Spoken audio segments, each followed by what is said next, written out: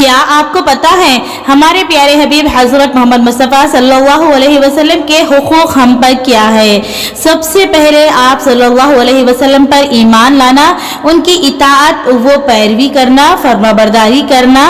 आप सल्लल्लाहु अलैहि वसल्लम से सबसे ज़्यादा मोहब्बत करना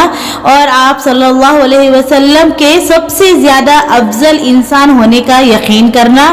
और उनके खातिमुन नबीयीन होने पर यकीन रखना और आप सल्लल्लाहु अलैहि वसल्लम के मुताल्लिक़ मासूम व बेगुनाह होने का यकीन करना और आप सल्लल्लाहु अलैहि वसल्लम की छोटी भी मुखालिफत करने से अपने आप को बचाना। आप सल्लल्लाहु अलैहि वसल्लम की मोहब्बत में हद से ज़्यादा आगे ना बढ़ना,